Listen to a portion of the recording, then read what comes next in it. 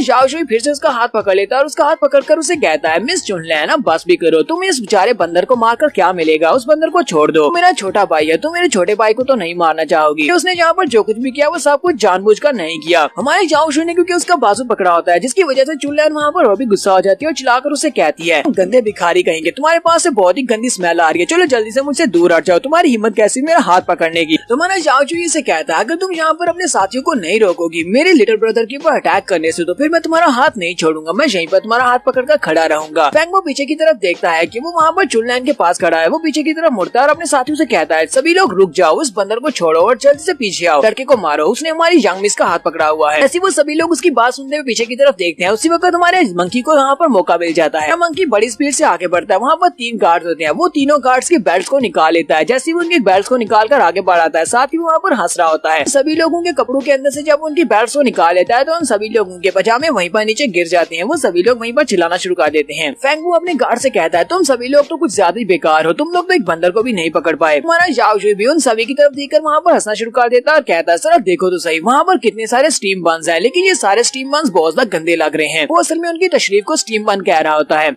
तो फैंग वो अपनी तलवार को लेकर फिर से वहाँ पर गुस्से के साथ चिल्लाकर कहता है, अपनी बकवास बंद करो, अब तुम्हारी बारी है। जाओ जी इसकी बात सुनने के बाद खामोश हो जाता है। फिर साथ ही वो जंग मिस चुनलैंड की तरफ देखता है। वो उसकी तरफ देखता है तो उसे कहता है, क्या यहाँ पर तो उससे भी बड़े बड़े स्टीम बन है, लेकिन यहाँ पर तो 2 स्टीम बन है। वो उसकी चेस्ट की तरफ देख रहा होता है। जाओ जी कहता है, वो वाले स्टीम बन बिल्कुल भी अच्छे नहीं थे, लेकिन ये वाले तो बहुत ज्यादा टेस्टी लग रहे हैं, मेरे तो मुंह में भी पानी आ रहा है। साथ ही हमारे जाओ जी के मुंह से पानी भी बहता हुआ दिखाई दे रहा होता है। उसका बंदर भी वहाँ पर घूर कर देख रहा होता है कि यहाँ पर क्या करने वाला है। मिस चुनलैंड चिल्लाकर कहती है, फैंग वो जल्दी से यहाँ पर आओ और मेरी हेल्प करो। तो फैंग वो बड़ी स्पीड से भागता वहाँ पर आता और कहता है, कमीने कहेंगे, तुम्हारी हिम्मत कैसे हुई चुनलैंड की तरफ इस तरह देखने की, मैं तुम्हें मार डालूंगा। अपनी तलवार को लेकर आगे की तरफ बढ़ता है और हमारा जाओ जुई से कहता है, तो तुम यहाँ पर मुझे मारना चाहते हो, देखते हैं कि तुम्हारे अंदर इतनी पावर है कि तुम मुझे मार सकते हो या नहीं। और वो भी स्नेक पार्ट को यूज करते हुए बड़ी स्पीड से भागता हुआ उसकी तरफ आगे बढ़ता है। वो ऊपर की तरफ जंप करते हुए अपनी तलवार के साथ जब उसके ऊपर अटैक करता है तो हमारा जाओ जुई इसके अटैक को अवॉइड कर लेता है। वहाँ पर एक जबरदस्त धमाका होता है। हमारा जाओ जुई ग्राउंड के ऊपर गिर जाता है, क्योंकि अभी तक उसने अपनी स्नेक आर्ट को अच्छी तरह से मास्टर नहीं किया, इसी वजह से वो नीचे गिर जाता है और फैंग बो उसके सामने खड़ा होता है। फैंग बो से कहता है, लगता है कि तुमने यहाँ पर कुछ ज्यादा ही स्पेशल मार्शल आर्ट्स की टेक्निक्स को मास्टर किया हुआ है, तुमने यहाँ पर किसी स्पेशल टेक्निक को यूज करते हुए मेरी तलवार को हरा दिया, लेकिन अब भी यहाँ पर कोई फायदा नहीं, क्योंकि तुम आखिर पर मरने वाले हो और अब तुम्हारा खेल खत्म। और साथ ही वो अपनी तलवार को घुमाते हुए जैसे उसको मारने लगता है, उसी वक्त उसके सामने आकर एक बाला गिरता है। वहीं पर रुक जाता है और सामने की तरफ देखता है। जाओ जुई पीछे की तरफ देखता है कौन आया है। वो सभी लोग वहाँ पर देखते हैं। वहाँ पर लॉन्ग फैमिली का एक सोल्जर आ जाता है। वो अपने बड़े से लाइन के ऊपर बैठा होता है। लॉन्ग फैमिली का सेकंड मेजर जनरल है जिसका नाम जाओ जैन है। जाओ जैन दूर से चिल्लाकर उसे कहता है, मैं लॉन्ग फैमिली का मेजर जनरल हूँ, तुम्हारी हिम्मत कैसे हुई हमारे लॉन्ग फैमिली के दामाद के ऊपर अटैक करने की, हमारी लॉन्ग फैमिली के दरवाजे के ऊपर। फैंग बो भी वहाँ पर उस वायलेंट लाइन टाइगर को देखकर काफी घबरा जाता है और कहता है, तो वाकई में सेकंड कमांडर है कि मैं यहाँ पर मुश्किल में पड़ने वाला हूँ। जाओ जैन उन सभी लोगों से कहता है, सभी लोग मेरी बात को कान खोलकर सुनो, अगर फ्यूचर में कभी भी किसी ने हमारी लॉन्ग फैमिली के दामाद के ऊपर अटैक करने की कोशिश की, उसकी पूरी फैमिली को बर्बाद कर दूंगा। फिर वो अपने सोल्जर से कहता है, चलो जल्दी से आगे बढ़ो और जाकर हमारे यंग मास्टर को ले आओ, हमारे दामाद को लेकर वापस आओ। और वो सभी सोल्जर्स आगे बढ़ते हैं। फैंग वो अपनी तलवार को वापस रख लेता और कहता है, अब ये क्या बकवास है, लगता है कि यही वो लड़का है जाओ जुई, यानी कि वो जाओ फैमिली का यंग मास्टर, वो कचरा लड़का है जिसकी शादी लॉन्ग फैमिली में होने वाली है। अगली बार अगर ये लड़का मुझे मिला तो उसके बाद मैं इसको बिल्कुल भी नहीं छोड़ने वाला। हमारा जाओ जुई सोल्जर्स के साथ अपनी लॉन्ग फैमिली के घर में वापस आ जाता है। वो दरवाजा खोलकर जब अंदर आता है तो उसकी वाइफ भागती हुई आगे बढ़ती है और आकर उसके गले लग जाती है और उसे कहती है, जाओ जुई तो तुम फाइनली वापस आ गए, चलो जल्दी से आओ और मेरे साथ खेलो। इस लड़की का नाम लॉन्ग जुएर है जो कि लॉन्ग फैमिली की यंग मिस है। तो जाओ जुई भी उसे देखकर काफी ज्यादा खुश होता है। जाओ जुई यहाँ पर हमें बताता है कि इसको कोई बीमारी है। वो सोच रहा होता है कि मुझे यहाँ पर कोई ना कोई इसका इलाज ढूंढना होगा ताकि मैं इसकी स्पिरिट को दोबारा से ठीक कर सकूं, इसकी बीमारी को ठीक कर सकूं। वहीं पर लॉन्ग जुएर की नजर उसके बंदर के ऊपर भी पड़ती है। वो कहती है, ये बंदर तो बहुत ज्यादा प्यारा है, चलो ठीक है मैं फिलहाल इसी के साथ खेल लेती हूँ। वो उसके साथ भी वहाँ पर खेलना स्टार्ट कर देती है। तो उसी वक्त उसके फादर भी वहाँ पर आ जाते हैं जिनका नाम लॉन्ग टियानबा होता है, मिलिट्री के जनरल होते हैं। वो वहाँ पर आते हैं और उसे कहते हैं, तुम्हें यहाँ पर अपने गेस्ट के साथ इस तरह रूडली बिहेव नहीं करना चाहिए। जैसे टियानबा वहाँ पर पहुँचते हैं वो अपने दामाद की तरफ देखकर कहती है, पहले तुझे लड़का बिल्कुल एक बेवकूफ हुआ करता था जिसके पास कोई भी कल्टीवेशन नहीं थी, लेकिन इसे देखकर लगता है कि इसकी कल्टीवेशन वापस आ गई है, ये तो अच्छी बात है। जाओ जुई से बताता है, ग्रैंडफादर पिछले कुछ दिनों से गायब था क्योंकि कुछ लोगों ने मुझे किडनैप कर लिया था और मुझे किडनैप करने के बाद उन्होंने मुझे होपलेस डीमन अबिस के अंदर फेंक दिया था। मैं बड़ी मुश्किल से वहाँ से जिंदा बचकर बाहर आ पाया हूँ। उसके ग्रैंडफादर उसकी बात सुनने के बाद गुस्सा आ जाते हैं और कहते हैं, ऐसा कौन है जो कि हमारी लॉन्ग फैमिली के दामाद के साथ ये सब कुछ करने की हिम्मत कर सके। इस एम्पायर के मिलिट्री का जनरल हूँ, जहाँ तक कि एम्परर भी मेरे सामने बहुत ही रिस्पेक्ट से बात करते हैं। आखिर किसकी इतनी हिम्मत है कि जो मेरे फैमिली के दामाद को उठाकर डीमन अबिस के अंदर फेंक गए। मुझे एक बार उन लोगों का पता चल गया तो मैं उनकी पूरी फैमिली को बर्बाद कर दूंगा। हमारा जाओ जुई से कहता है, ग्रैंडफादर आपको ज्यादा गुस्सा होने की जरूरत नहीं है, इस मंकी ने मेरी जान बचाई है, ये तो बहुत ही अच्छी बात है कि इसे रास्ता भी पता था और इसने मेरी जान बचा ली। लॉन्ग टियानबा भी ये बात सुनने के बाद बहुत ज्यादा खुश हो जाते हैं और कहते हैं, लगता है कि गॉड ने हमारी सुन ली, तुम्हारी मेडियंस भी फिर से ठीक हो चुकी हैं और तुम दोबारा से कल्टीवेट कर सकते हो, ये तो बहुत ही अच्छी बात है। फाइनली मुझे मेरी फैमिली के लिए एक सक्सेसर मिलने वाला है। लॉन्ग टियानबा अपने लोगों से कहते हैं, तुम सभी लोग यहाँ से बाहर चले जाओ, मैं यंग मास्टर को यहाँ पर पर्सनली हील करूंगा, मैं खुद से यहाँ पर हील करने वाला हूँ। बाकी के सभी लोग वहाँ से बाहर चले जाते हैं। उन सभी के चले जाने के बाद लॉन्ग टियानबा अपनी पावर्स को रिलीज करते हुए जाओ जुई की बॉडी के अंदर अपनी पावर्स को इंसर्ट करते हैं ताकि वो उसकी बॉडी को यहाँ पर हील कर सके। ग्रैंडमा उसकी यहाँ पर काफी ज्यादा हेल्प करते हैं ताकि उसे कल्टीवेशन पाथ के ऊपर आगे बढ़ा सके और उसे यहाँ पर ब्रेक थ्रू भी करवाते हैं। के बाद वो अपने पास से एक जिनसिंग निकालते हैं और उसे कहते हैं क्या तुम्हें पता है कि ये जिनसिंग कितनी स्पेशल है। ग्रैंडपा उसे कहते हैं ये वाली जिनसिंग खाने की वजह से तुम्हारी जान स्ट्रेंथ काफी ज्यादा बढ़ेगी, कल्टीवेशन में तुम्हें मदद मिलेगी। कितनी ज्यादा मदद मिलेगी ये तुम्हारी किस्मत के ऊपर डिपेंड करता है या फिर तुम्हारी बॉडी की कॉन्स्टिट्यूशन के ऊपर डिपेंड करेगा। जाओशी उनके पास से वो 100 ईयर ओल्ड जिनसिंग ले लेता है और उनसे कहता है ग्रैंडपा आपने मुझे बहुत ही अच्छे से ट्रीट किया, आप इस दुनिया में मेरे सबसे अच्छे ग्रैंडपा हैं। ग्रैंडपा भी जाते हुए उसे कहते हैं जितना ज्यादा तुम अच्छे से कल्टीवेट करोगे हमारी लॉन्ग फैमिली को उतना ज्यादा फायदा होगा, ताकि तुम मेरी बेटी को और भी ज्यादा अच्छे से प्रोटेक्ट कर सको। तुम्हें पता है ना कि 7 दिन के बाद फैमिली की जो पैट्रियार्च है उनकी बर्थडे होने वाली है और मुझे लगता है कि तुम्हें अपनी जाओ फैमिली में वहाँ पर जाना चाहिए और जाकर उनको फेस करना चाहिए। जाओजैन को पहले से कह देता हूँ कि वो तुम्हारे लिए एक नई आउटफिट बना दे ताकि तुम बर्थडे पार्टी को एंजॉय करने के लिए जा सको। जाओशु भी अपने कल्टीवेशन रूम के अंदर जाता है, वहाँ पर बैठकर आराम से कल्टीवेट कर रहा होता है। वहीं पर कल्टीवेशन के दौरान ही वो अपने जिनसिंग को भी खाता है, जिसको खाने की वजह से उसकी बॉडी के अंदर काफी सारी पावर आती है। जाओशु अपने रूम में बैठकर एक स्पेशल टेक्निक जिसका नाम राइजिंग ड्रैगन सीक्रेट आर्ट होता है उसको यूज कर रहा होता है, यानी कि उसको मास्टर करने की कोशिश कर रहा होता है। वो वहीं पर बैठे बैठे उस टेक्निक को मास्टर करता है और वहाँ पर आसमान के ऊपर एक ड्रैगन दिखाई देता है और आसमान के ऊपर बहुत सारी बिजलियां भी चमकती हैं। जाओशु स्पेशल ड्रैगन आर्ट को यहाँ पर मास्टर कर लेता है। उस जिनसिंग को खाने की वजह से उसकी बॉडी के अंदर काफी सारी जान पावर आती है। वो कहता है अगर मैंने यहाँ पर किसी और डीमन को मारकर उसके ब्लड को अपनी बॉडी के अंदर ऐड किया तो मुझे यहाँ पर कुछ नए एट्रीब्यूट्स और कुछ नई पावर्स मिलेंगी। जाओशु कहता है मुझे कहीं ना कहीं से तो डीमन ब्लड हासिल करना होगा और यहीं पर वो हमें इस बारे में बताता है कि यहाँ पर शहर में वो कहाँ से डीमन ब्लड हासिल कर सकता है। वो कहता है हमारे इंपीरियल कैपिटल में एक ही शॉप है जहाँ से हमें ये सब कुछ मिल सकता है। जाओशु इंपीरियल कैपिटल में उस शॉप के ऊपर चला जाता है जिसके पास इस तरह की बहुत सारी चीजें होती हैं। उसके पास डीमन का ब्लड भी होता है। वो उसे बता रहा होता है कि ये डीमन बहुत ज्यादा जाइगेंटिक है, इसका ब्लड अगर तुम पी लेते हो तो इससे तुम्हें काफी ज्यादा पावर मिलने वाली है। वो हमारे जाओशु से कहता है सिर्फ 100 सिल्वर कॉइन्स में तुम्हें ये वाला ब्लड मिल जाएगा। तो हमारा जाओशु से कहता है तो फिर ठीक है मुझे ये वाला ब्लड दे दो। जाओशु इसके पास एक वुल्फ का ब्लड ले लेता है। वो वुल्फ का डीमन ब्लड होता है, वो एक डीमन वुल्फ होता है जिसका वो ब्लड होता है। वो उसके पास से ब्लड लेने के बाद वापस चल पड़ता है और कहता है कि अब इस डीमन वुल्फ के ब्लड की वजह से मैं काफी ज्यादा स्ट्रॉन्ग बनने वाला हूँ। तो यहीं से हमें नेक्स्ट सीन जाओ फैमिली का दिखाया जाता है। जाओ फैमिली का वो दिन आ जाता है जिस दिन ग्रेट पैट्रियार्च का बर्थडे होने वाला है। और जाओशुई का सौतेला भाई दरवाजे के ऊपर खड़ा होता है, सभी मेहमानों को वेलकम कर रहा होता है। यहीं पर चुनलैन अपने फादर के साथ आती है और उसके फादर वहाँ पर उसको कहते हैं कंग्रेचुलेशन, हम लोग यहाँ पर इस बर्थडे पार्टी को एंजॉय करने के लिए आए हैं और साथ ही यहाँ पर गिफ्ट देने के लिए आए हैं। जाओशुई का भाई उसे कहता है मुझे आप सभी लोगों को यहाँ पर वेलकम करते हुए बहुत ज्यादा खुशी हो रही है, प्लीज जल्दी से अंदर आए। चुनलैन के फादर उसे कहते हैं तुम्हें यहाँ पर मुझे इस तरह से ग्रीट करने की जरूरत नहीं है, मेरे से ज्यादा फॉर्मल होने की जरूरत नहीं है। तुम्हें पता है ना कि तुम्हारे फादर और मैं हम दोनों ही ग्रेट ऑफिशियल्स हैं। लेकिन साथ ही वो यहाँ पर अपनी बेटी चुनलैन की तरफ देखते हुए उससे कहते हैं यंग मैन मुझे लगता है कि तुम्हें यहाँ पर से बाद में मेरी बेटी चुनलैन के साथ बातचीत करनी चाहिए, तुम दोनों को आपस में अच्छा रिलेशन रखना चाहिए। जाओशुई का भाई भी ये बात सुनने के बाद काफी ज्यादा खुश होता है। वो चुनलैन की तरफ देख रहा होता है, लोगों से कहता है ठीक है आप लोग अंदर चले जाएं, मैं आप सभी को आपके रूम तक पहुँचा देता हूँ। इस वक्त एक और लड़का भागता हुआ उसके पास आता है, उसे कहता है यंग मास्टर मेरे पास एक न्यूज है। जो फैमिली का यंग मास्टर यहाँ पर आ चुका है वो अपने साथ कुछ गिफ्ट्स भी लेकर आया है, लेकिन वो काफी गुस्से में लग रहा है। तो ये सभी लोग जल्दी से पीछे की तरफ घूमते हैं तो शो फेंगबू वहाँ पर आता है।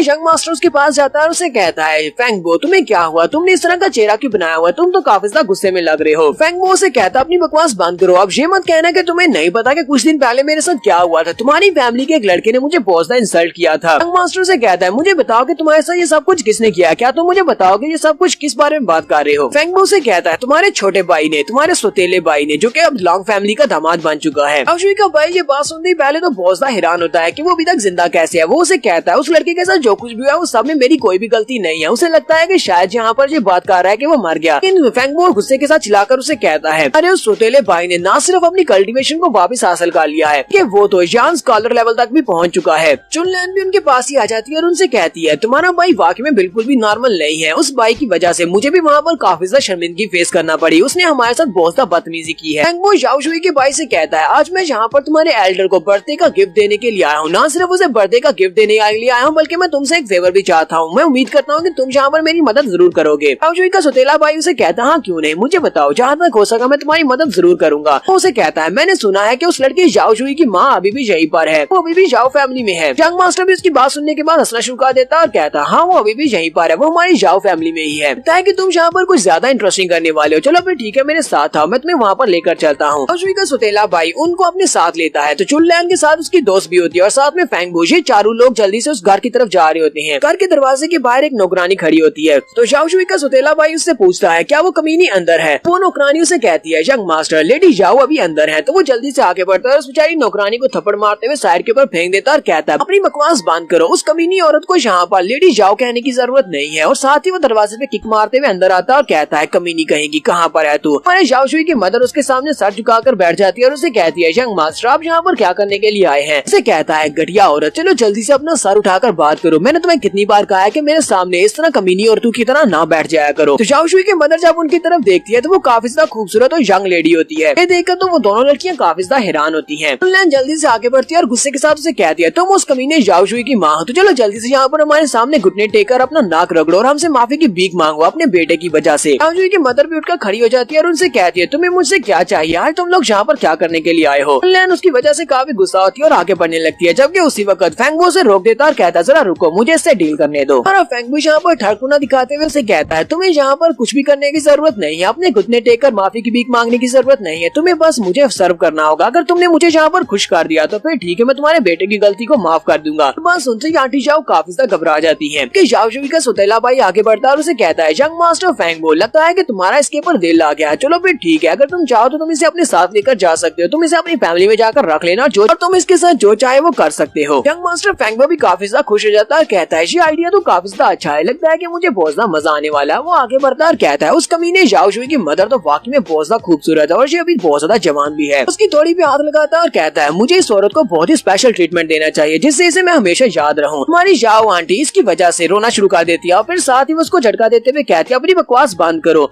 लोग बहुत ही घटिया इंसान हो, मैं तुम सभी लोगों के साथ इस तरह का कुछ भी नहीं करने वाली हूँ, ना ही मैं किसी को सर्व करने वाली हूँ। और वो जल्दी से पीछे की तरफ जाती है और जाकर अपने पिलर के साथ अपना सर टकराती है और कहती है, पहले कि कोई मुझे हाथ लगाए मैं अपनी जान दे दूंगी। वो उस पिलर के साथ अपना सर टकराकर वहीं पर बेहोश होकर गिर जाती है क्योंकि उसके सर से बहुत ज्यादा ब्लड बह रहा होता है। ऐसी वो वहाँ पर अपना सर टकराकर बेहोश हो जाती है। उसी वक्त जाओशुई भी वहाँ पर पहुंच जाता है। जाओशुई अपनी माँ के लिए कुछ लेकर आया था, उसके हाथ से वो चीज गिर जाती है और वो साथ ही कहता है, माँ। वो जल्दी से भागता हुआ जाता है और जाकर अपनी माँ को अपनी गोद में पकड़कर बैठ जाता है और कहता है, तुम लोगों ने मेरी माँ के साथ क्या किया? रोते हुए अपनी माँ से कह रहा होता है, माँ जल्दी से उठ जाओ, मैं ऐसे नहीं मर सकती, मैं यहाँ पर आया था ताकि मैं तुम्हें यहाँ से लेकर जा सकूँ। हम लोग यहाँ पर जाओ फैमिली में और ज्यादा नहीं रहेंगे, हम लोग यहाँ से जा रहे हैं, हम लोग अपना घर बनाएंगे। इसी वक्त कमांडर जैन आगे बढ़ते हैं और जाकर उसकी मॉम को चेक करने के बाद कहते हैं, ये ठीक है, फिलहाल के लिए ये बेहोश हो गई है। वो अपने पास एक पिल निकाल कर उसे दे देते हैं और कहते हैं, ये पिल इसे खाने दो, लगता है कि 3 दिन के बाद ये ठीक हो जाएंगी। हमारा जाओशुई उस कमांडर से कहता है, ब्रदर जाओ, क्या तुम मेरी माँ को यहाँ पर प्रोटेक्ट कर सकते हो? मुझे पहले इन लोगों से बदला लेना। फिर साथ ही वो उठकर खड़ा हो जाता है और उन सभी लोगों की तरफ घूर कर देखता है। अरे जाओशुई का सौतेला भाई कहता है, ये कमीना तो अभी तक जिंदा है, मुझे इससे निमटने के लिए कुछ न कुछ तो करना होगा। मुझे लगता है कि फेंगबो को यहाँ पर यूज करते हैं, इसकी जू फैमिली को यूज करते हुए इससे निपटा जा सकता है।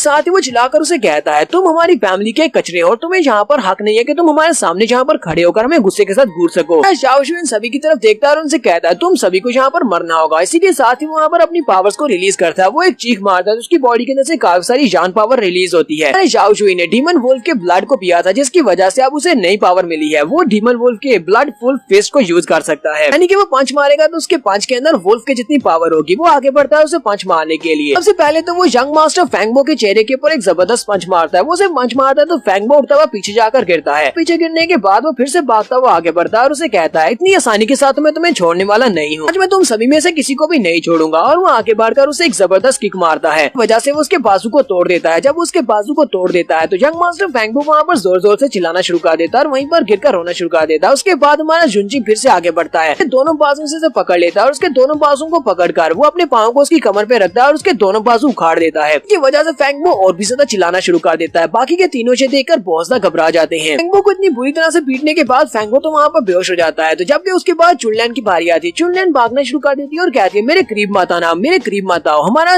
जाओशुई इसको भी नहीं छोड़ने वाला। वो आगे बढ़ता है और चुनलैन के चेहरे पर एक जबरदस्त थप्पड़ मारता है। सिर्फ एक ही थप्पड़ के साथ चुनलैन ग्राउंड के ऊपर जाकर पटकती है और वहीं पर बेहोश हो जाती है। हमारा जाओशुई से कहता है, तुम्हारे जैसी घटिया औरत को तो मर जाना चाहिए, जो कि अपने सामने जहाँ पर दूसरी औरत के साथ ये सब कुछ होते हुए देख रही थी। के बाद वो तीसरी लड़की की तरफ आगे बढ़ता है, जो कि चुनलैन की दोस्त होती है। वो उसे कहती है, मुझे मत मारना, मैं तो बस इसकी दोस्त और इनके साथ यहाँ पर चली आई, मेरा इस सबसे कोई भी ताल्लुक नहीं है। हमारा जाओशुई इस लड़की के मुंह पर एक जबरदस्त पंच मारता है, जिससे वो भी नीचे गिर जाती है। फिर साथ ही हमारा जाओशुई इसके चेहरे के ऊपर अपना पाँव रख लेता है और उसे कहता है, तुम कह रही हो कि तुम्हारा इस सबसे कोई भी ताल्लुक नहीं है, क्या तुम्हें लगता है कि मैं कोई बेवकूफ हूँ? अगर तुम्हारा कोई ताल्लुक नहीं तो तुम्हें इन सभी को रोकना चाहिए था। और उसके बाद लास्ट के ऊपर उसके सौतेले भाई की बारी आती है। वो उसे कहता है, मुझे पता है कि सबके पीछे तुम्हारा ही हाथ है, तुम इन सभी को यहाँ पर मेरी माँ के पास लेकर आए हो। दिला भाइयों से कहता है, ये तुम मेरे साथ क्या करने वाले हो? मैं तुम्हारा भाई हूँ, तुम मुझे मार नहीं सकते। क्योंकि हमारा जाओशुई इसकी बात सुनने के बाद कहता है, तुम्हें लगता है कि तुम आज भी मेरे भाई हो? कभी तुमने मुझे अपने भाइयों की तरह ट्रीट किया? और साथ ही वो वहाँ पर चिल्लाकर उसे कहता है, मैं 5 साल का था, उस वक्त तुमने मुझे इतना ज्यादा पीटा था कि मैं मरते मरते बचा था। उसके बाद तुमने एक क्रोकोडाइल को पकड़ने के लिए मुझे पानी के अंदर फेंक दिया था। तुम्हें याद है उस वक्त भी वो मरते मरते बचा था। फिर साथ ही वो अपनी माँ की तरफ देखता और कहता है मेरी माँ यहाँ पर हर रोज बहुत मेहनत करती है और तुम सभी लोग उसे खाने के लिए क्या देते थे, अपना बचा कुचा बहुत ही घटिया खाना उसे खाने के लिए देते थे, लेकिन फिर भी मेरी माँ ने मुझे पाल पोस कर इतना बड़ा किया। इसके साथ ही तुमने मुझे बहुत ज्यादा पीटा और ये सब कुछ तुम अपने भाई के साथ कर रहे थे, क्या उस वक्त तुम्हें ख्याल नहीं आया कि मैं तुम्हारा भाई हूँ? सुदेला भाई उसे कहता है वो तो सिर्फ और सिर्फ मिसअंडरस्टैंडिंग थी, तब तो हम लोग छोटे बच्चे हुआ करते थे। शाओशी वहीं पर अपनी डीमन पावर्स को रिलीज करता है, अपने 5वें पावर को गैदर करता है और उसे कहता है नहीं आज तुम बिल्कुल भी मेरे हाथों से नहीं बच सकते, आज तो तुम्हें मरना होगा। उसे पंच मारने के लिए आगे बढ़ता है, वो अपने 5 में अपनी डीमन पावर को रिलीज करता है और उसे पंच मारने लगता है। वो जंप करते हुए उसकी तरफ पंच लेकर आगे बढ़ता है और उसे पंच मारने लगता है। उसी वक्त वहाँ पर बीच में एक एल्डर आ जाते हैं और एल्डर आकर उसके हाथ को वहीं पर पकड़कर उसको ब्लॉक कर लेते हैं। वो जाओ से कहते हैं क्या तुम्हें वाकई में लगता है कि तुम्हारे अंदर इतनी ज्यादा हिम्मत है कि तुम हमारी जाओ फैमिली के ऊपर इस तरह अटैक कर सको, तुम हमारे यंग मास्टर को इस तरह नहीं मार सकते। साथ ही यंग मास्टर चिल्लाकर उस एल्डर से कहता है हाउसकीपर फैंग प्लीज इसको पकड़ कर रखो, मैं अभी अपने गार्ड्स को बुलाता हूँ, वो आकर इसको सबक सिखाते हैं। वो चिल्लाकर अपने गार्ड से कहता है गार्ड्स जल्दी से यहाँ पर आओ और आकर इसको पकड़ लो। हाउसकीपर फैंग भी कहते हैं चलो जल्दी से गार्ड्स आगे बढ़ो, इस लड़की को यहीं पर पकड़ लो, इसको बंदी बना लो। हमारे जाओ के साथ उसका जनरल भी होता है, वो जनरल उन लोगों से कहता है तुम लोगों की हिम्मत कैसी हुई यहाँ पर लॉन्ग फैमिली के दामाद के ऊपर हाथ डालेगी, क्या तुम्हें लगता है कि मैं यहाँ पर नहीं हूँ, मैं भी यहीं पर खड़ा हूँ। अगर किसी ने भी हमारी लॉन्ग फैमिली के दामाद के हाथ लगाने की भी कोशिश की तो इसका मतलब यह है कि वो लॉन्ग फैमिली का दुश्मन है और तुम लोगों को पता है कि लॉन्ग फैमिली का दुश्मन होना कैसा है। तो हाउसकीपर फैंग उसे कहता है ये सभी लोग जाओ फैमिली के मेंबर्स है और ये लड़का भी जाओ जुई, ये लड़का भी हमारी जाओ फैमिली का लड़का है। अब लॉन्ग फैमिली का कोई भी काम नहीं है इसलिए तुम यहाँ से दफा हो जाओ। कि हमारा जाओ आगे से हंसना शुरू कर देता है और उसे कहता है क्या तुम्हें वाकई में लगता है कि तुम यहाँ पर जो भी बात कर रहे हो उसकी कोई सेंस है, तुम तो बहुत सा मजाक किया हो, मैं कब से जाओ फैमिली का मेंबर बन गया, सभी लोगों ने कभी मुझे अपनी जाओ फैमिली का मेंबर समझा ही नहीं, लोगों ने कभी मेरी माँ और मुझे हम दोनों को कभी भी जाओ फैमिली समझा है। इसी के साथ ही हमारा जाओ जो उसके ऊपर अटैक करने के लिए आगे बढ़ता है और उसे कहता है मैं उसको मार डालूंगा जिसने मेरी माँ को हाथ लगाया है। इन लोगों को लगता है कि जो लोग मेरी माँ को मार सकते हैं तो इन लोगों को भी यहाँ पर मरना पड़ेगा। तो हमारा जाओ जो उसके ऊपर फिर से पंच मारने के लिए आगे बढ़ता है, जबकि हाउसकीपर फैंग भी उसके पंच के साथ अपने पंच को टकराता है। दोनों जब अपने पंचेस को टकराते हैं तो हाउसकीपर फैंग भी जल्दी से जंप करते पीछे की तरफ हट जाता है और उसे कहता है तुम तो बिल्कुल एक बेकार लड़के हुआ करते थे, तुम्हारी मेडियंस तो बर्बाद हो चुकी थी, अब तुम्हारे पास ये कल्टीवेशन की पावर कहाँ से आ गई, लगता है कि तुमने कुछ एलिक्सर्स को खाकर वक्ती तौर पर अपनी एनर्जी को बढ़ा लिया है। हमारा जाओशी अपने पाँव के अंदर अपनी एनर्जी को रिलीज करता है और ग्राउंड के ऊपर जोर डालते हुए ऊपर की तरफ जंप करते हुए आगे बढ़ता है और हाउसकीपर फैंग को एक जबरदस्त किक मारता है। हाउसकीपर फैंग को किक मारता है और हाउसकीपर फैंग अपने बाजू को सामने करते हुए उसकी किक को ब्लॉक करते हैं, लेकिन वो काफी दूर जाकर पीछे गिरते हैं। यहाँ पर मास्टर फैंग को भी पता चल जाता है कि ये लड़का काफी ज्यादा स्ट्रॉन्ग है, कि इसके पास काफी सारे स्किल्स और इसकी स्ट्रेंथ तो काफी ज्यादा है, इसकी उम्र के लिहाज से स्ट्रेंथ ज्यादा है। ये देखकर यंग मास्टर जो कि इसका सौतेला भाई है और बाकी के सारे गार्ड्स भी देखकर बहुत सा हैरान होते हैं। तो मास्टर फैंग जल्दी से अपने हाथ में अपनी पावर्स को रिलीज करते हैं और उसे कहते हैं हाँ ये बात ठीक है कि तुम काफी स्ट्रॉन्ग हो, लेकिन तुम इतने ज्यादा स्ट्रॉन्ग नहीं हो कि तुम मेरे जैसे एक एक्सपर्ट का मुकाबला कर सको। तो यहाँ पर अपने एक स्पेशल मूव जिसका नाम विगरस वाटर होता है उसको यूज करते हैं और अपने हाथ को जो एनर्जी होती है उसको वाटर में चेंज कर लेते हैं और वाटर की शेप में उसके ऊपर बुलेट्स फेंकते हैं। और जाओशुई सामने से आने वाले वाटर को अपने बाजू के साथ वहाँ पर ब्लॉक करता है, वो सारे का सारा वाटर उसकी बॉडी के ऊपर लगता है जिससे हमारा जाओशुई उड़ता हुआ पीछे जाकर दीवार के साथ पटकता है। हाउसकीपर फैंग बड़ी स्पीड से आगे बढ़ता है और कहता है तो फाइनली आज वो दिन आ चुका है जब मैं अपनी जाओ फैमिली से कचरे को खत्म करने वाला हूँ। ऐसे वो हमारे जाओशुई के ऊपर अटैक करने के लिए आगे बढ़ता है। उसी वक्त कमांडर जल्दी से भागते हुए आगे बढ़ता है और उसे कहता है दामाद मैं तुम्हें यहाँ पर बचाने के लिए आ रहा हूँ। हमारे जाओशुई को बचाने के लिए जब आगे बढ़ रहा था उसी वक्त रास्ते में उसे पंच पड़ता है और वो जल्दी से जंप करते हुए पीछे हट जाता है। तो यहाँ पर एक और एल्डर आ जाता है जो कि जाओ फैमिली का एल्डर है। उसको पंच खाने के बाद वो कहता है ऐसा कैसे हो सकता है, मैं एक जान लेवल का जनरल हूँ जो कि बहुत ही जल्दी एक जान जनरल बनने वाला हूँ,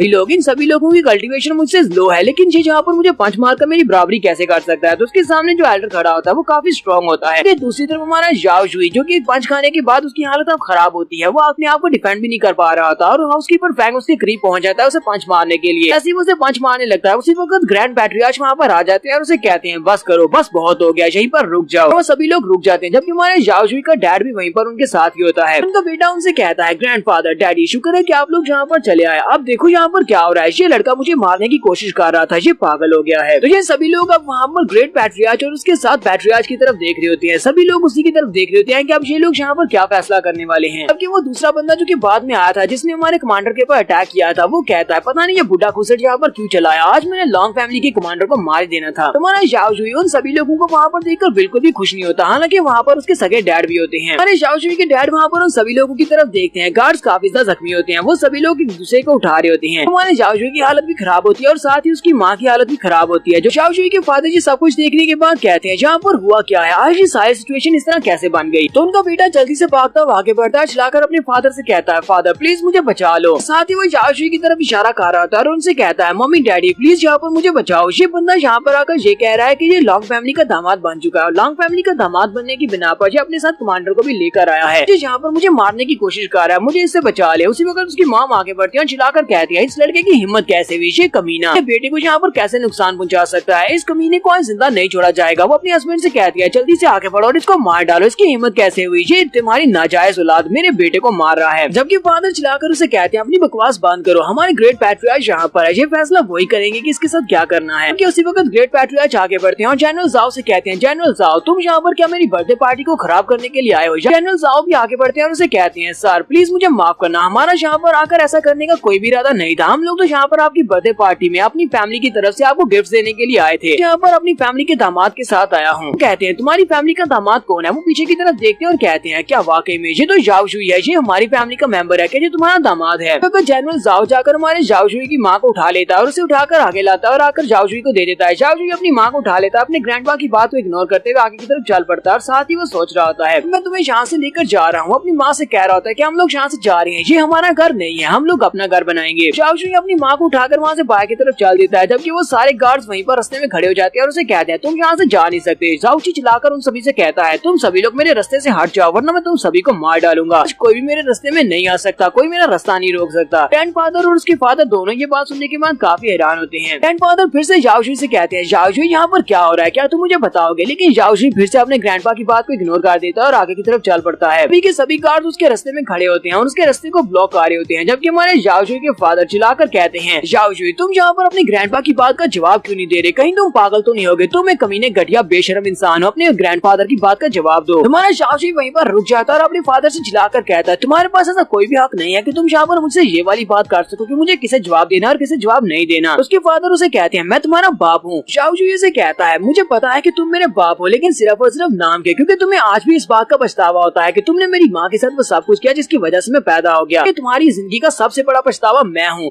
तुम्हें इस बात से बहुत ज्यादा शर्मिंदगी होती कि मैं तुम्हारा बेटा क्यों हूँ। तुम्हें अब परेशान होने की जरूरत नहीं है, मैं अपनी माँ को यहाँ से लेकर जा रहा हूँ, हम लोग यहाँ पर नहीं रहेंगे। आज के बाद मैं दोबारा कभी भी जाओ फैमिली में वापस नहीं आऊंगा, मेरा जाओ फैमिली के साथ आज के बाद से कोई भी ताल्लुक नहीं है। फिर साथ ही हमारा जाओ वहाँ पर अपने बाप को धमकी दे देता है। वो उसे कहता है अब इस बात को ध्यान में रखना, अगर मेरी माँ इन जख्मों की वजह से मर जाती है तो उसके बाद तुम्हें अपने बेटे का बहुत सा ध्यान रखना पड़ेगा। मैं तुम्हारे बेटे को तुम्हारे घर में घुस कर मारूंगा। और हमारे जाओ का सोतेला भाई भी ये बात सुनने के बाद काफी ज्यादा घबरा जाता है। अदर गुस्से के साथ चिल्लाकर उसे कहते हैं तुम किस तरह की बकवास कर रहे हो। तो जाओ शुई फिर से उसे कहता है मेरी बात को हमेशा याद रखना, अपने बेटे को अच्छे से प्रोटेक्ट करो, किसी वक्त इसके ऊपर मैं अटैक करके इसको मार सकता हूँ। फिर साथ ही वहाँ पर चुनलैंड के फादर से भी कहता है तुम्हें भी यहाँ पर अपनी बेटी का बहुत सा ध्यान रखना होगा कि वो भी इस सब में शामिल थी, इसलिए किसी वक्त भी आकर मैं उसको मार सकता हूँ। यहाँ पर जिन लोगों ने भी मेरे साथ ज्यादती की है मैं उन सभी को नहीं भूलने वाला। फिर जाओ शुई अपनी मदर को उठाता है और कहता है मदर चलो यहाँ से चलते हैं। और जनरल जाओ भी उसके साथ ही होता है और ये लोग वहाँ से बाहर की तरफ चल पड़ते हैं। उसी वक्त वहाँ पर नैन किलिंग फैमिली का एक यंग मास्टर भी होता है, वो भी जल्दी से भागता हुआ बाहर निकलता है और कहता है जाओ फैमिली वाले बहुत बड़े बेशर्म है, मुझे यहाँ पर नहीं रहना है, यंग मास्टर मुझे भी अपने साथ ले चलो। और वो भी उनके पीछे पीछे भाग पड़ता है। तुम्हारे ग्रैंडपा अपने पोते को यहाँ पर जाते हुए देखकर उन सभी लोगों से कहती हैं अब मेरा बर्थडे पार्टी मनाने का कोई भी मूड नहीं है, आज की पार्टी यहीं पर कैंसिल की जाती है, सभी लोगों को वापस भेज दो। साथ ही उन सभी से कहते हैं सभी लोग यहाँ से चले जाओ। तो सभी लोग उनकी नजरों के सामने से चले जाते हैं। तो नेक्स्ट सीन में लॉन्ग फैमिली का दिखाया जाता है। अब अपनी मदर को उठाकर बड़ी स्पीड से भागता हुआ अपनी लॉन्ग फैमिली में वापस आता है और चिल्लाकर अपने ग्रैंडफादर से कह रहा होता है ग्रैंडफादर कहाँ है, आप जल्दी से यहाँ पर आए, मेरी माँ की जान बचाएं। नेक्स्ट सीन में उनके रूम का दिखाया जाता है। उसके ग्रैंडफादर वो अपनी एनर्जी को यूज करते हुए उसकी माँ को हील करते हैं और उसे कहते हैं तुम्हें बिल्कुल परेशान होने की जरूरत नहीं है। यहाँ पर एक स्पेशल मेडिसिन को यूज किया जिसे 1000 ईयर फाउंटेन ऑफ लाइफ कहते हैं। उसको यूज करने की वजह से तुम्हारी माँ दोबारा से बिल्कुल ठीक हो जाएगी। माँ आंखें खोलती है और उसे कहती है जाओ क्या तुम ठीक हो। हमारा जाओ भी भागता हुआ अपनी माँ के पास आता है और उसे कहता है हाँ मैं बिल्कुल ठीक हूँ। तो बहुत ही अच्छी बात है कि तुम्हें यहाँ पर होश आ गई और तुमने आंखें खोल दी। उसके बाद हमारा जाओ जल्दी से अपने ग्रैंडपा के सामने घुटने टेक देता है और कहता है ग्रैंडपा आपका बहुत बहुत शुक्रिया, जब भी मैं मुश्किल में होता हूँ आप मेरी बहुत सा मदद करते हैं। ग्रैंडपा उसे कहते हैं तुम्हें यहाँ पर मेरे सामने मुझे थैंक यू बोलने की जरूरत नहीं है, हम लोग एक ही फैमिली का हिस्सा है, तुम मेरे दामाद हो, तुम लॉन्ग फैमिली का भी एक हिस्सा हो। यहाँ पर जिस स्पेशल एलिक्सर को यूज किया है वो एक बहुत ही स्पेशल एलिक्सर है, वजह से न सिर्फ तुम्हारी मॉम के जख्म हील हो जाएंगे बल्कि उनके लाइफ स्पैन में भी इजाफा होगा, वो कम से कम 10 साल और जी सकती हैं। तो जाओ भी ये बात सुनने के बाद काफी ज्यादा खुश हो जाता है। फिर साथ ही उसकी नजर हम अपने ग्रैंडपा के हाथ के ऊपर एक स्पेस रिंग के ऊपर पड़ती है। वो ग्रैंडपा से कहता है ग्रैंडपा ये आपके हाथ में तो एक स्पेस रिंग है, सुना है कि बहुत सारे पावरफुल लोग सिर्फ वही इस तरह की स्पेस रिंग को रख सकते हैं क्योंकि इसको यूज करने के लिए आपको काफी सारी स्ट्रेंथ की जरूरत पड़ती है। हमारा जाओ अपने ग्रैंडपा से कहता है ग्रैंडपा मुझे भी एक स्पेस रिंग चाहिए, मैं आगे जाकर बहुत ज्यादा स्ट्रॉन्ग बनूंगा और उसके बाद मुझे अपने लिए एक स्पेस रिंग चाहिए होगी। और जाओ फैमिली वालों को तो मैं बिल्कुल भी माफ नहीं करूंगा, मेरा वेंजेंस अभी कंप्लीट नहीं हुआ।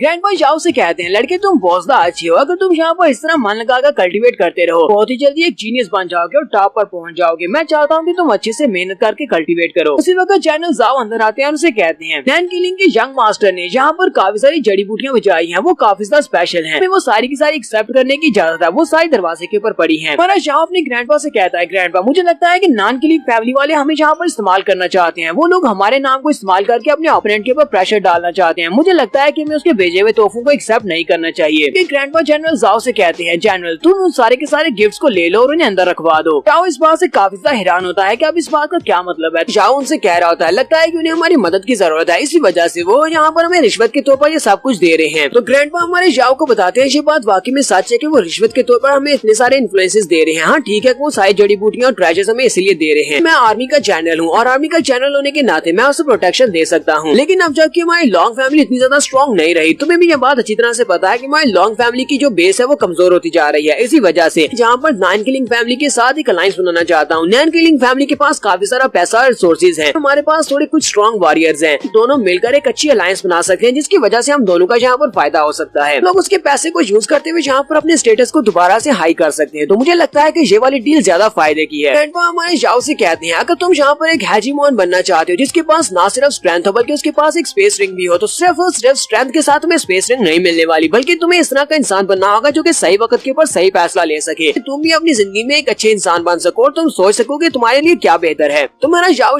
अपने ग्रैंडपा से कहता है, ग्रैंडपा मैं इस सबक को कभी नहीं भूलूंगा, मैं इसको हमेशा याद रखूंगा। वो अपनी मॉम के पास चला जाता है, उसकी मॉम के पास जाकर बैठा होता है, तो साथ ही उसकी वाइफ भी वहाँ पर आ जाती है और कहती है, ये तो बहुत ही अच्छी बात है, अब मेरे पास एक मॉम भी है, और वो बहुत ज्यादा खुश हो जाती है। जाओ कहता है, अब मेरी माँ यहीं पर रहेगी और मुझे अपनी माँ को बहुत ज्यादा खुश रखना होगा। साथ ही वो कहता है, और मुझे मून के इलाज के लिए भी कुछ न कुछ करना होगा ताकि मैं इसकी बीमारी को ठीक कर सकूं। Next scene imperial meeting hall का दिखाया जाता है, जहाँ पर एम्परर अपनी कुर्सी के ऊपर बैठे होते हैं। तो एम्परर अपनी कुर्सी के ऊपर आराम से बैठे होते हैं, जबकि वहाँ पर उनके बहुत सारे मंत्री उनके सामने खड़े होते हैं। तो उन्हीं में से एक मंत्री आगे बढ़ता है और कहता है, योर हाइनेस मेरे पास एक प्रपोजल है। अरे नॉर्थर्न एरिया के जो जनरल है वो काफी ज्यादा बुढ़े हो चुके हैं क्योंकि उनकी उम्र हो चुकी है। तुझे यहाँ पर हमारे जनरल की बात कर रहे हैं, हमारे जाओ के ग्रैंडपा की। बूढ़ा मंत्री एम्परर से कहता है, एम्परर मैं यहाँ पर प्रपोज करता हूँ, यहाँ पर डोंग फैंग को उस जगह के ऊपर भेज दे, उसे नॉर्थ की तरफ भेज दिया जाए ताकि वो जाकर लॉन्ग फैमिली के उस बुढ़े एल्डर जनरल की जगह ले सके। एम्परर उन लोगों से कहते हैं, क्या यहाँ पर कोई और इस बारे में बात करना चाहता है? वैसे एक और मंत्री कहते हैं, यस योर हाइनेस मुझे भी लगता है कि आपको डोंग फैंग को वहाँ पर भेज देना चाहिए, डोंग फैंग वहाँ पर ठीक रहेंगे। हमारे पुराने जनरल अब बुढ़े हो चुके हैं और वो ठीक तरह से फैसले भी नहीं ले पाते। तो हमारे जनरल लॉन्ग के साथ जो उनके साथी होते हैं उनमें से कमांडर कहते हैं कि एम्परर हमें ये सब कुछ नहीं करना चाहिए क्योंकि हमारे जनरल ने पिछले कई सालों से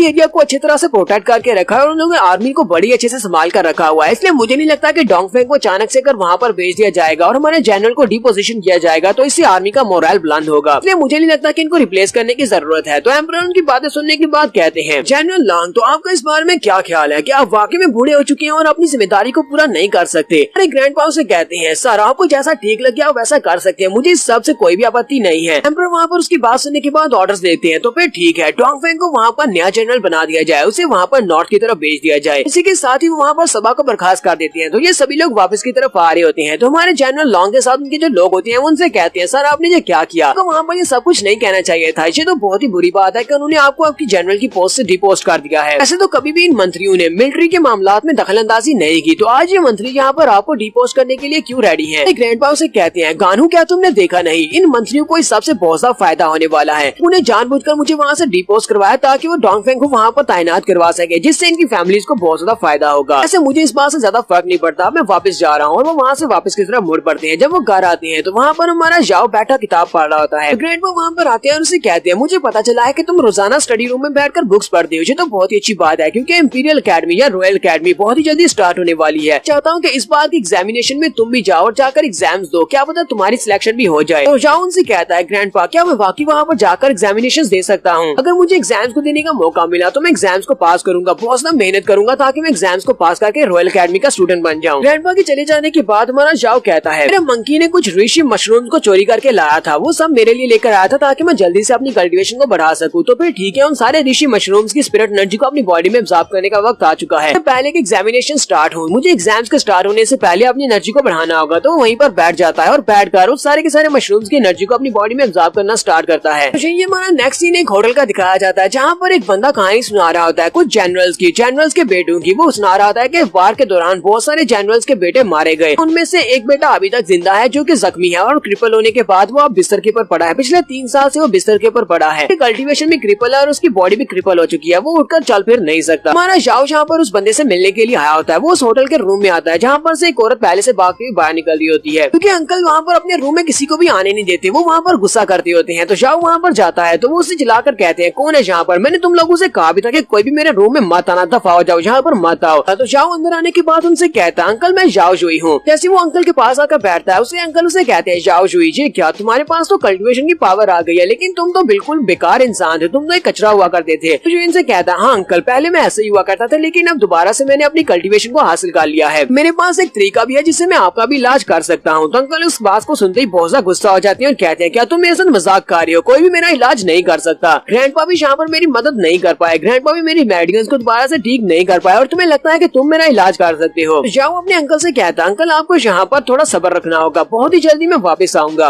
आपने देखा नहीं कि मेरी मेडिकल्स भी खराब हो चुकी थी, मेरी मेडिकल्स दोबारा से ठीक हुई हैं और मैं दोबारा से कल्टीवेट करना स्टार्ट कर दिया। अगर मैं अपने आप को ठीक कर सकता हूँ तो मैं आपको भी ठीक कर सकता हूँ। मुझे लगता है कि सिर्फ और सिर्फ एक ही साल के अरसा में आप दोबारा से अपने पाँव के ऊपर खड़े हो जाएंगे। साथ ही वो अंकल से कहता है ठीक है अंकल मैं आपको अगली बार फिर से मिलने के लिए आऊंगा। वहाँ चले जाने के बाद उसके अंकल सोच रहे होते हैं क्या वाकई में ऐसा हो सकता है, मैं पिछले 3 साल से बिस्तर के ऊपर क्रिपल होकर पड़ा हूँ, क्या मैं फिर से यहाँ पर दोबारा चल फिर सकूंगा। अब तो मुझे लगता है कि जाओ मेरे लिए कुछ ना कुछ करेगा। जाओ वहाँ से आने के बाद अकेडमी में एग्जामिनेशन की तैयारी करना स्टार्ट करता है। वो अपने घर में वापस आने के बाद जनरल जाओ से कहता है कि तुम यहाँ पर मुझे कुछ सिखाओ। वो इसको बॉक्सिंग टेक्निक सिखा रहा होता है जो कि उनकी आर्मी की सबसे स्पेशल बॉक्सिंग टेक्निक होती है। जाओ वहाँ पर प्रैक्टिस कर रहा होता है जबकि उसका जनरल जैन उसके ऊपर चिल्लाकर उसे कहता है तुम यहाँ पर स्लॉटर बॉक्सिंग टेक्निक को सीखना चाहते हो, ये मिलिट्री स्टाइल की बॉक्सिंग है जिसको सीखना आसान नहीं है, तुम्हें यहाँ पर डेली इसकी प्रैक्टिस करना होगी। अगर तुम आर्मी को ज्वाइन करना चाहते हो तो फिर तुम्हें इसके एसेंस को सीखना होगा, तुम्हें बैटलफील्ड में जाकर ही पता चलेगा कि ये बॉक्सिंग किस तरह सीखी जाती है। तो ग्रैंडपा वहाँ पर आ जाते हैं। ग्रैंडपा बहुत ज्यादा गुस्सा हो जाते हैं और जनरल जाओ पर गुस्सा करते हैं और उसे कहते हैं अपनी बकवास बंद करो। जनरल जाओ वहीं पर उनके सामने झुक जाता है और कहता है जनरल प्लीज मुझे माफ कर दे, मुझे लगता है कि मैंने कोई गलती कर दी है। ग्रैंडपा उसे कहते हैं दोबारा कभी भी इस तरह नहीं होना चाहिए, अगर तुमने दोबारा इस तरह का कोई काम किया तो फिर मैं तुम्हें सजा दूंगा। क्योंकि हमारा जाओ सोच रहा होता है अब यहाँ पर क्या हुआ, ग्रैंडपा जाओ के ऊपर इतना ज्यादा गुस्सा क्यों कर रहे हैं। वो वहाँ पर खड़े खड़े सोच रहे होते हैं मेरी लॉन्ग फैमिली में से बहुत सारे लोग आर्मी में जाकर अपनी जान गंवा चुके हैं, अब मैं अपने दामाद को वहाँ पर जाकर इसकी जान गंवाने नहीं दे सकता। देखो तो जरा जहाँ पर जनरल जाओ इसको आर्मी में जाने के लिए कह रहा है, मैं इसको आर्मी में नहीं भेजने वाला। तो साथ ही ग्रैंडपा जाओ से कहते हैं जाओ तुम इस ट्रेनिंग को छोड़ो और जाकर वहाँ पर यंग मास्टर से मिलो। नैन किलिंग फैमिली का यंग मास्टर तुमसे मिलने के लिए काफी बार आ चुका है, लगता है कि तुम्हें उससे मिल लेना चाहिए, जाओ जाकर उससे बात करो। हमारा जाओ ग्रैंडपा को छोड़कर सीधा नैन किलिंग फैमिली के यंग मास्टर से मिलने के लिए चला जाता है। तो नैन किलिंग फैमिली का यंग मास्टर से कहता है पर हम दोनों की फैमिलीज आपस में हाथ मिला ले तो मुझे नहीं लगता कि हम दोनों की फैमिलीज को कोई हरा सकता है, हम दोनों बहुत ही पावरफुल फैमिलीज बन जाएंगी। और वैसे भी अगर तुम लोग जहाँ पर हमारी मदद करोगे तो बदले में तुम्हें बहुत सारे रिसोर्सेज मिलेंगे, इससे तुम्हें भी फायदा होगा। हमारा जाओ से कहता है क्या तुम्हें लगता है कि हमारा यहाँ पर फायदा होने वाला है, ठीक है मैं यहाँ पर अपनी डिमांड्स रखता हूँ। वो उसके सामने 3 उंगलियां करता है। तो नैन किलिंग यंग मास्टर कहता है क्या तुम्हें यहाँ पर हमारे रिसोर्सेज का 30% चाहिए, ये तो कुछ ज्यादा है। ठीक है कि हम लोग मुश्किल में हैं लेकिन इतने भी मुश्किल में नहीं है कि तुम यहाँ पर हमारा फायदा उठा लो। और साथ ही वो रोना शुरू कर देता है। तो जाओ आगे बढ़ता है और उसे कहता है बस भी करो, मुझे लगता है कि ये वाली डील बहुत ज्यादा अच्छी है, ठीक है हमारी इस नई दोस्ती के नाम चलो हम लोग कैनिबल पवेलियन में चलते हैं और जाकर सेलिब्रेट करते हैं। तो यंग मास्टर नैन किलिंग उसे कहता है लेकिन बॉस वो वाला कैनिबल पवेलियन वो तो बंद हो चुका है। जाओ उसे कहता है लेकिन ऐसा कैसे हो सकता है, वो कैसे बंद हो गया। यंग मास्टर नैन किलिंग उसे कहता है उसके ऊपर किसी ने कब्जा किया हुआ है, इसी वजह से हमें उसे बंद करना पड़ा। जाओ उसे कहता है अब जबकि तुम्हारी प्रॉपर्टी का 30% हमारा है, इसका मतलब यह है कि वो कैनिबल पवेलियन के ऊपर हमारा भी 30% हक है, तो हम लोग वहाँ पर जा सकते हैं। ऐसा कौन है जो कि हमारी लॉन्ग फैमिली के कैनिबल पवेलियन के ऊपर कब्जा कर सकता है, चलो मेरे साथ आओ। हमारा जाओ अपने साथ जनरल जाओ को भी लेता है और साथ में अपनी फैमिली के कुछ लोगों को लेता है और साथ ही नैन किलिंग यंग मास्टर होता है। ये सभी लोग चल पड़ते हैं कैनिबल पवेलियन को बचाने के लिए। ये सभी लोग बड़ी बहादुरी के साथ चलते हुए जा रहे होते हैं। जबकि नेक्स्ट सीन रात के वक्त का दिखाया जाता है। रात के वक्त ग्रैंडपा कहते हैं तो फाइनली तुम लोग वापस आ गए, पूरा दिन तुम लोग कहाँ पर थे। अरे जाओ और साथ में जनरल जाओ उन दोनों बेचारों को बहुत ही बुरी तरह से मार पड़ी होती है। तो ग्रैंडपा उन दोनों से कहते हैं तुम दोनों की ये हालत कैसी हुई, क्या तुम कहीं से मार खाकर आए हो। जाओ अपने ग्रैंडपा से कहता है ग्रैंडपा कुछ भी नहीं, हम लोगों ने तो कुछ लोगों के साथ पंगा लिया था, वो लोग हमारे एक होटल के ऊपर कब्जा करके बैठे हुए थे, तो हम लोगों को जाकर उनको सबक सिखाना पड़ा, हमने उन्हें अच्छा सबक सिखाया है। ग्रैंडपा उनसे कहते हैं ये तो तुम लोगों ने बहुत ही अच्छा किया, कभी भी फाइट में मार खाकर वापस मत आना और उनको अच्छी तरह से सबक सिखाकर आना ताकि उन्हें पता चले कि लॉन्ग फैमिली वाले कितने ज्यादा पावरफुल हैं। कई बार ग्रैंडपा हमारे जाओ को बताते हैं कि तुम्हारी रॉयल एकेडमी के एग्जाम स्टार्ट होने वाले हैं, कल का दिन निकाल कर परसों वो टेस्ट स्टार्ट होंगे और तुम्हें अच्छी तरह से तैयारी करना होगी। इसलिए हमारी सीरीज यहाँ पर स्टार्ट होने वाली है, एकेडमी में जाकर ये एग्जाम देगा और उसके बाद इतना मजा आने वाला है। नैन किलिंग फैमिली का सीन भी दिखाते हैं। नैन किलिंग फैमिली के जो फादर होते हैं वो अपने बेटे को देखकर काफी खुश होते हैं और कहते हैं तुम फाइनली वापस आ ही गए। बेटे को देखते हैं तो उस बेचारे की हालत भी काफी खराब होती है, वो भी मार खा कर आया था। फादर उसे कहते हैं ये क्या, तुम्हें क्या हुआ? मैंने तुम्हें वहाँ पर भेजा था उनके यंग मास्टर के साथ निगोशिएट करने के लिए, लेकिन तुम तो वहाँ से मार खा कर आए हो।